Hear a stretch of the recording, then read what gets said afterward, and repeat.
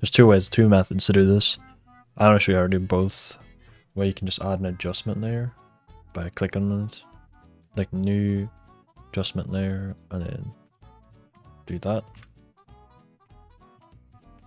Then you can add blur mode curves. That's what the effect's called. And then you just wanna edit the Z dist to zoom it in and zoom it out. And you might see like the black bars here. That's very easy to fix. All you do is go to your layer and you click add the motion tile effect, and then do 300 by 300 in the output width and output height, and then mirror edges, and that should fix it. Never mind. Hold on. No. I'm an idiot. You do that for the null, so hold on. Reflect. Yeah, there we go. So if I'm doing a zoom out, it will look like that. You can just drag this to the very end. Do a little graph like that. So you can get like a... Yeah, I'm not trying to zoom out though. I'm trying to do a zoom in, so I'm gonna zoom it way in. Center. Yeah, like that.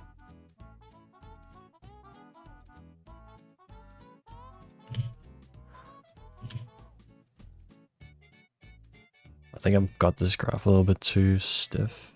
Maybe somewhere like that. Then you want to add the blur mode curves to the next by adding another adjustment layer and just add it again.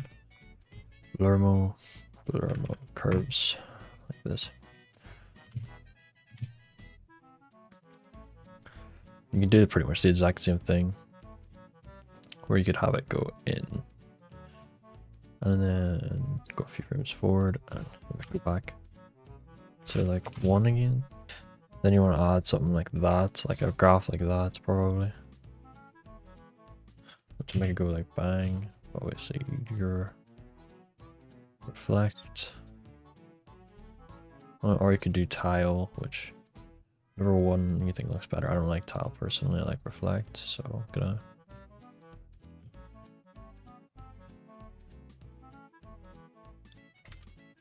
that's the first method. Doesn't look the greatest, I can't lie.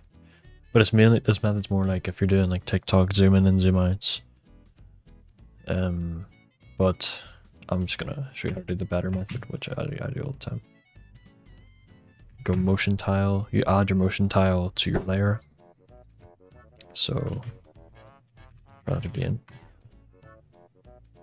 300 by 300.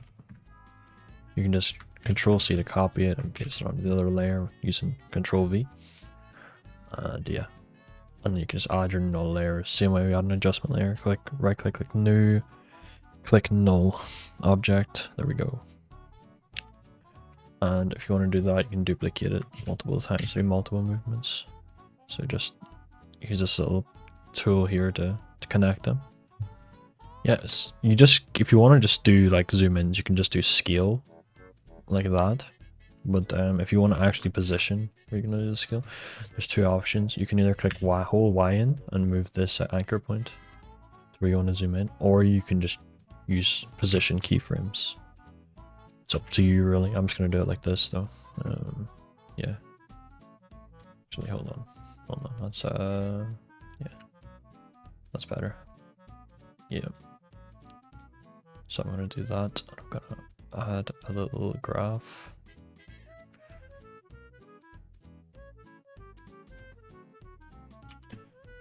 Gonna add more scale.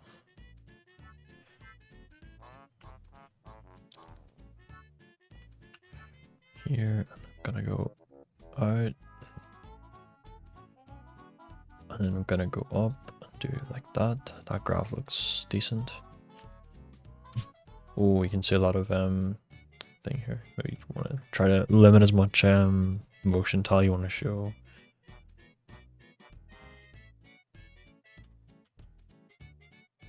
So yeah, that looks a lot smoother.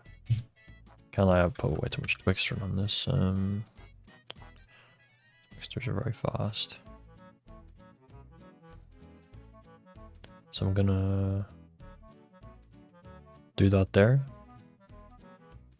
Yeah, that looks a lot better. I mean, they're kind of short clips, so you can't really see the transition that much. Some people, if you want to make the zoom look even better, like sometimes you can add more zoom in just to make it look like it's going even further than what it's meant to be doing. So the way it's zooming in even more, it makes the zoom flow a little bit better. You can add other stuff, but yeah, that's pretty much just the premise of zooming in and zooming out. It's just a lot of like scale, or you can do the blur mode curves effect like I showed. This can be used in multiple ways, but this is just the way I would use it personally. You can even add blur to your layers, and that'll make it look like it moves in motion. And yeah, that's it for the tutorial. Thank you for watching. Please consider joining the Discord, link in the description.